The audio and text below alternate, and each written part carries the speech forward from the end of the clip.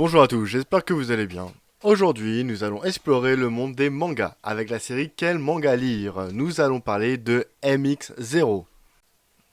MX0 est un manga de Yasuhiro Kano, prépublié dans le Wiki Shonen Jump de mai 2006 à mai 2018, édité en 10 tomes par la Shueisha et adapté en France par les éditions Tonkam.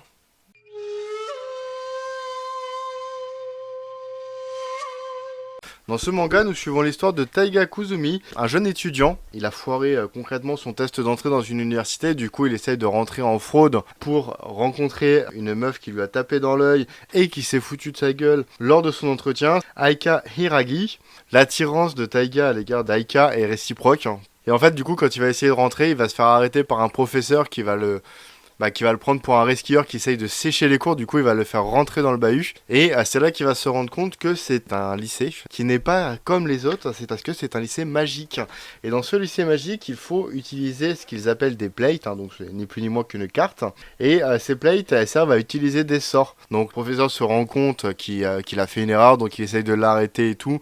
Il y a toute une course-poursuite assez rocambolesque. Suite à la course-poursuite, la directrice décide de garder Taiga dans ses effectifs afin de protéger le professeur et qu'il ne soit pas viré. Donc pour ce faire, elle lui fournit une fausse carte magique. Et pour que personne ne se rende compte que c'est une fausse carte magique, elle la transforme en gold plate pour que les étudiants croient que c'est celle qu'il a utilisée pour battre son professeur lors de la course-poursuite.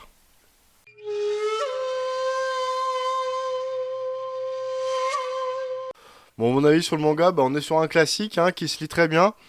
Il fait 10 tomes, donc franchement c'est très rapide à lire. On plonge bien dans l'histoire.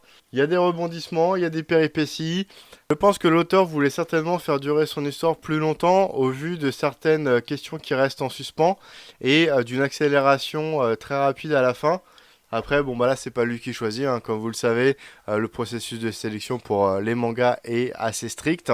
Non, ce qui est intéressant, c'est aussi de voir toutes les péripéties qui vont lui arriver pour cacher le fait qu'il n'ait pas de pouvoir magique dans un lycée magique.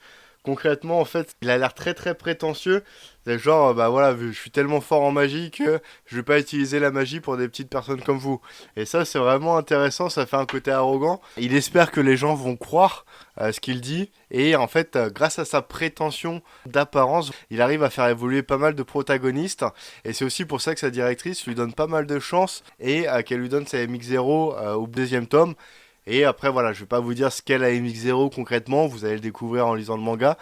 Et c'est quelque chose qui donne un peu plus de cachet à ce manga. En tout cas, voilà, si vous avez un manga de type shonen neketsu que vous avez envie de lire parce que vous avez envie de vous évader, moi je vous conseille largement MX0. Vous allez passer un bon moment et prendre beaucoup de plaisir à le lire.